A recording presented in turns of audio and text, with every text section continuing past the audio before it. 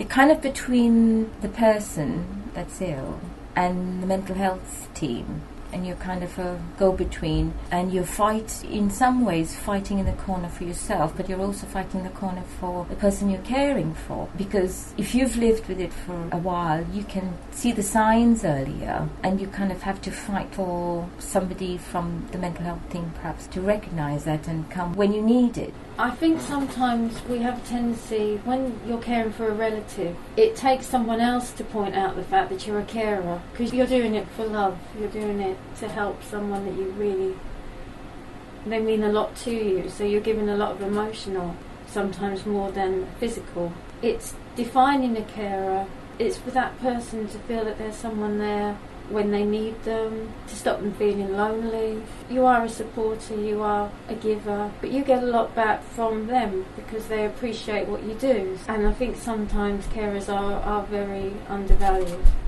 A carer is someone who is concerned about someone, a person who is emotionally involved with that person in some way or another, a person who probably is empathic and therefore suffers just as much as that person, or even more than that person, because with anything, whether it be mental health or any form of addiction, it's not just the clients who are, or patients what they call them these days, who are affected. The greatest effect is on the people around them, the people who are emotionally involved with them. They go down, they end up physically ill, they end up mentally ill, and at their wits' end, they're in total despair, some of them. And there seems to be very little concern or understanding about that side of things. It is probably 24 hours a day. Even if the person is under care, it's still 24 hours a day because you're always thinking about them. You may have interests elsewhere, you may have relationships elsewhere, but that person is always there. I'm a mum that cares for my son and know that my son is vulnerable and does need help. He was sectioned. It did work, the section, but he never received sort of the help in there that he requires. And because of, as I've been told, he's a specialist case because of the collection of everything, but then they're all specialist case in their own rights. It's kind of which direction to go in. But at the minute, I feel like I'm in a tumble dryer, like an old trainer, really, just battering around and not knowing where to turn or which direction to sort of go to, you know? Because the carer's forced to cope all the time, and if the carer doesn't cope, you've got a lot on your shoulders, because you feel if you have a moment where you take your foot off the pedal, what's going to happen to them? They're going to crumble, this will happen, that will happen.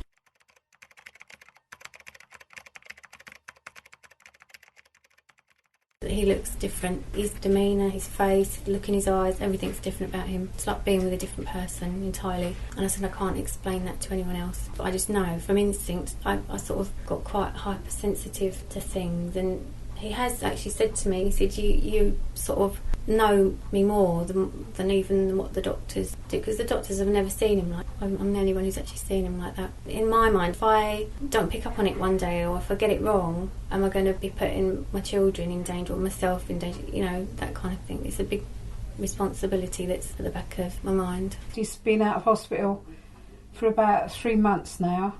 He was in hospital for about 4.5, 5 months, and it's just destroyed his life. It's all for nothing. This could all have been prevented, because every time he's ill, I know the early signs, but nobody will believe me. And each time I get assured that it won't happen again, but it does happen. He was getting ill over a period of 9 months this last time, and I can see it right at the beginning. I can see that he does this staring, his eyes don't look right, and then it goes on each stage. He gets agitated, he starts swearing a lot. Eventually, there's no question that he is ill, but at the beginning he's unaware of being ill. He doesn't know that he is ill at the beginning. When he sees his CPN, and he says he looks alright, and he says he's alright, and they don't listen to me. I mean, it's not like the old days, Victorian times, where you could get somebody committed. You're not trying to harm that person, you're trying to keep them out of hospital.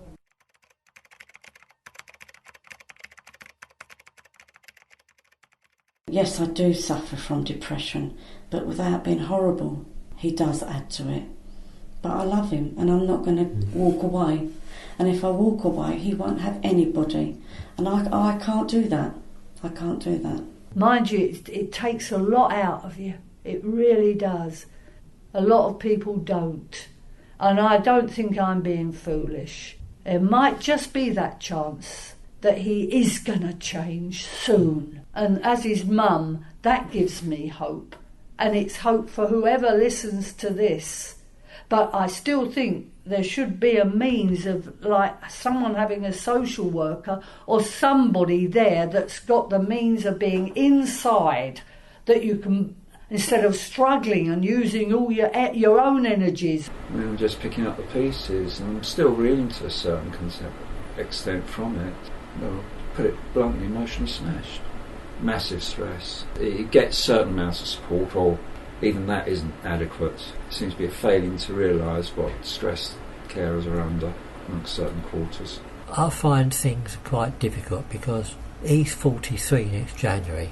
I'm 80 years of age now, even though I try not to dress like an 80-year-old. I suppose I treat him like a child, really, because he acts like a child. He looks to me for advice and he treats the house like a hotel. Well, I'm very strong because I've done it for 22 bloody years, really, you know. It makes you question yourself. Are you doing the right thing? You know, on a good day, you're the strong parent again. And you're like, no, I did that right, I handled that right, that was the best thing I could have done at the time. On other days, you think, excuse my French, what's the fucking point? You know, it's going to be the same thing next week. It's just endless, it's pointless. There's no light at the end of the tunnel. And then, again, you sort of back and think, no, I can sort of do this, you know.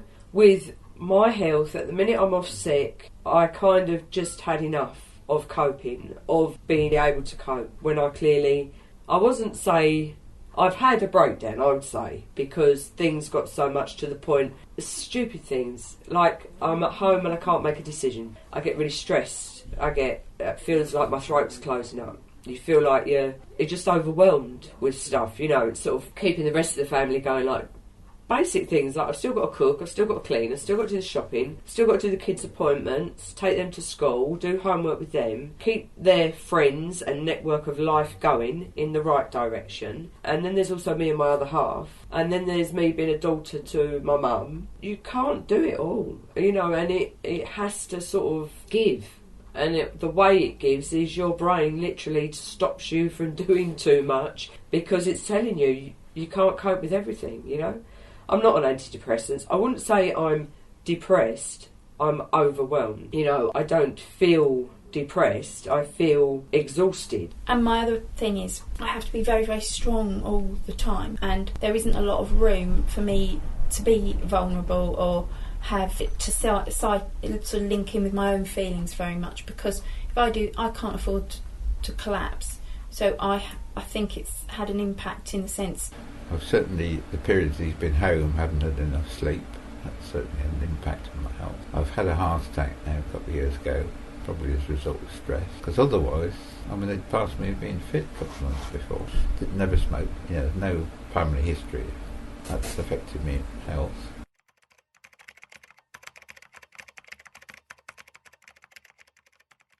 Well, we haven't got a life anymore, really.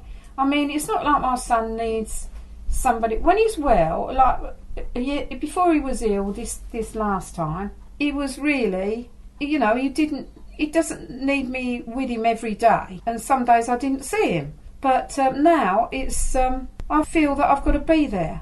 I don't like leaving him on his own. He just wrecks the whole family because we're all frightened of him. When he really gets ill, doesn't actually hit anybody, but he gets really aggressive and it's frightening. We lost all his friends. None of them have wanted to know him, but they've all gradually coming back again now. Don't think that we've got a life really. We never go out. I gave up my business and he's constantly on my mind all the time. It can break up marriages. It can destroy your relationship sometimes with your family. It's like dropping a stone in water and the waves just spread out. Affects a large number of people who you wouldn't even think were affected by it. And it's like with all caring roles and with these illnesses and addictions and so on, it spreads out like a circle on the water and it affects a lot of people who you wouldn't even realise are indirectly affected.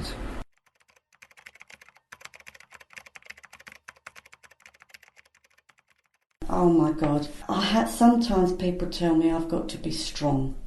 And I have got to put boundaries in place. But the guilt that I'm knowing that hasn't got up, he's not eating, the guilt is with me all day.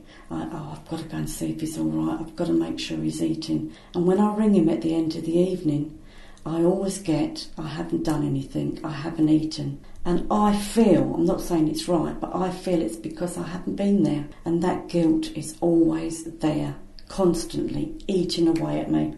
Yeah, I felt guilty about that because she went into another room and self-harmed. I didn't recognise that she was at that stage of self-harming. And had I recognised it, I would have been able to do something about it. But obviously I can't watch her all the time, and I gave her that sort of time alone. I thought she went in the bedroom because I could hear noise, and I thought she was tidying up in there, but what it was that she was a hoarder of medication from the past, and she happened to have some tablets in the bottom of the wardrobe which she'd taken. So yes, I felt guilty. No matter how much I do, I don't always feel it's enough. So there's a feeling of you wish you could do more. You feel inadequate. So there is a lot of, I suppose, guilt attached to that.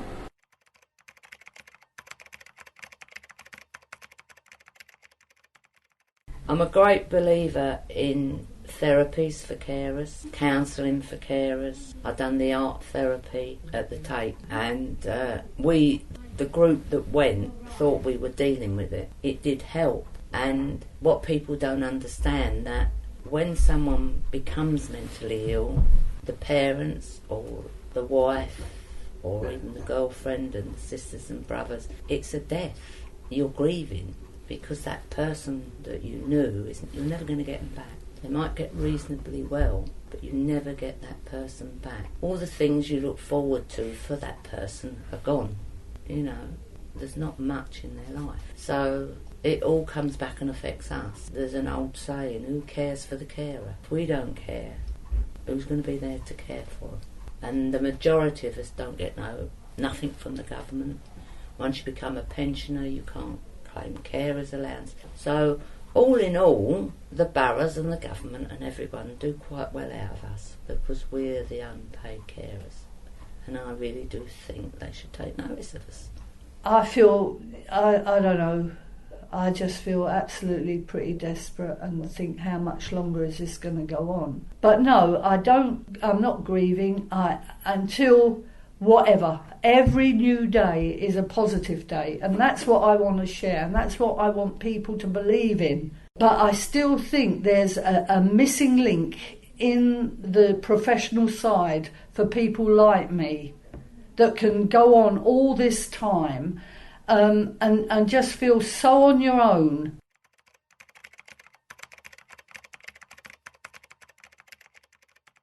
Because everything we as carers ask them, are they responsible for, they turn around and say it's not their job. Like my son's door had been smashed in by the police. The police boarded it up, they went away. Now, I had to go to the flat and sit there all day waiting for someone to come and put the door up. That shouldn't have been my responsibility, not with my cancer and the way I am at the moment. Sorting the bills out, sorting their rent, the housing benefit. That should be the social worker or the CPN's jobs, not us as carers. Guilt and responsibility is like 2 bags of luggage that I carry with me every day, and you can't put them bags of luggage down.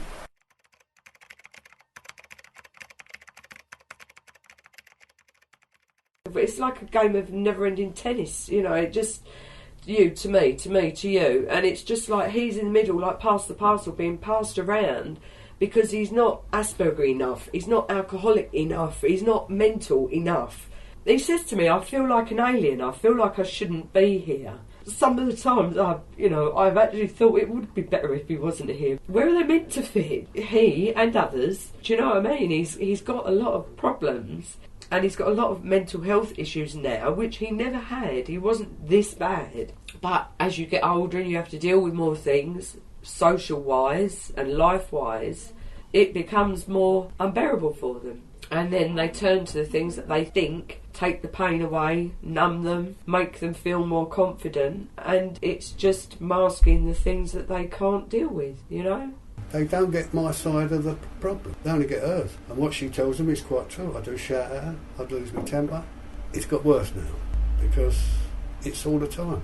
day in, day out. You don't get a break, and that tells them.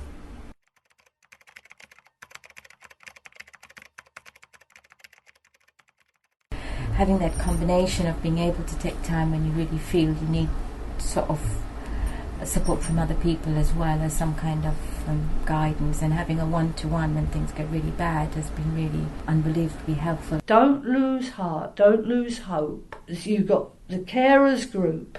I would say go to that group. Don't hold it. It's not you. You don't need to feel guilty. You love the person you're caring for.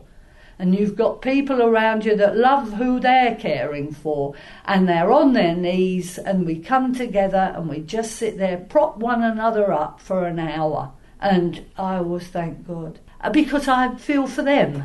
I'm not concentrating on me, and I can feel for them. And I can empathise about how it feels, the feeling of burden and all that side of it. But we actually get to talk about medications, we talk about things specific to our needs, and how do you feel when they start behaving like this, that or the other, and that's so much more beneficial, and we need that because a lot of people, you can't talk openly about personality disorders. Nobody knows what you're talking about.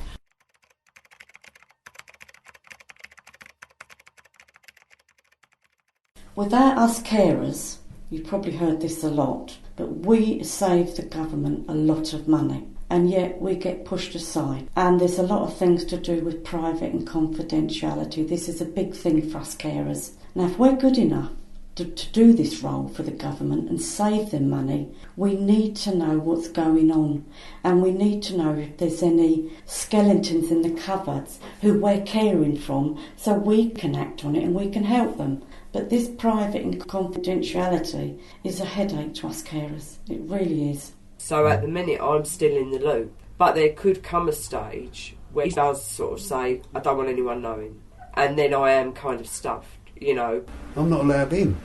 I'm just nobody. But when they want something done, changing tablets, I keep telling them they start on the Friday, but they ignore that. They should speak to me, and then I'll know how many tablets I want to get them in line with the others, because I'll get them monthly.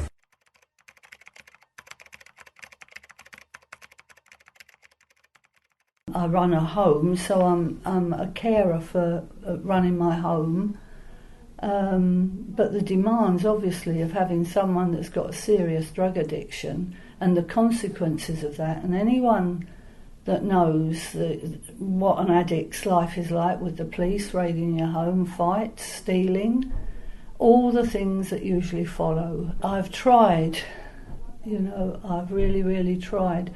He's a liar, though, as they all are, because he did have pains in his back and stomach, and what was in the toilet the next day, it's like this orange stuff. I don't know if it's the stomach lining, the acid, whatever, but it's in the toilet, and it takes a lot of bleach to get it away. He wasn't in his right mind at the time. I said, right, I'm not going A&E, you sit there, if you're going to throw up, you get the bowl, and if you need an ambulance, it will take 20 minutes for an ambulance to get here and 20 minutes for us to get where we need to go in an ambulance. I said, and you are doing this to yourself.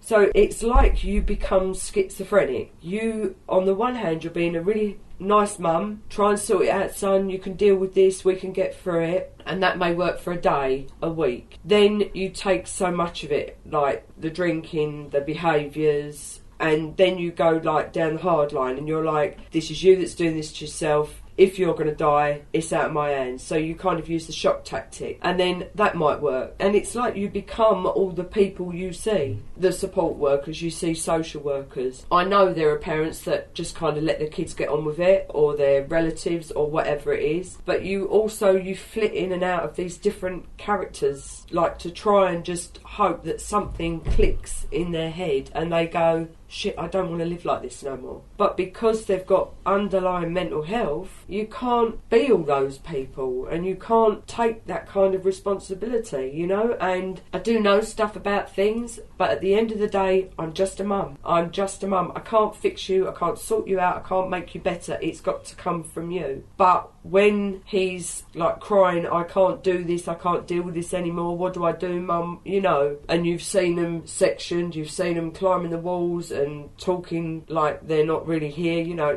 it's like it's your child in body, but they're not there, you know, and it's anyone, it's a relative, it could be a parent, a grandparent, you know, it's an emotional roller coaster, and it's just like sometimes it just never stops, and I don't like roller coasters anyway, you know, I really don't like fast rides.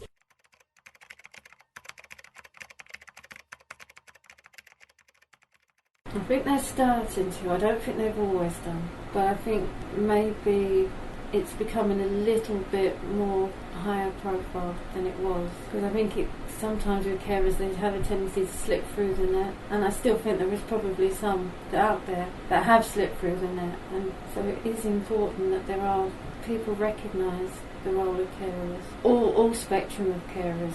You know, like mental health and the physical. And the ones that have got maybe children or young adults with learning disabilities, all sorts of type of carers. So there's a lot of them. There's a lot of us.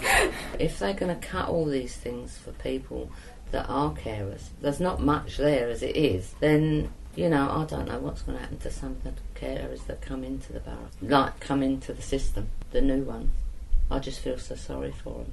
Because they've got these high hopes, and it's always when they leave the hospital and they're passed back to the community that things go wrong again. The whole system is wrong at the moment. You know, if the carers become ill, I don't know what's going to happen. There does need to be more of a carer's voice in the community. They need to know. There does need to be more there. Sometimes to give, like Mind is doing, you know, where people with mental illnesses can come and watch films and go swimming, just to give the carers a bit of a break, because there isn't anything.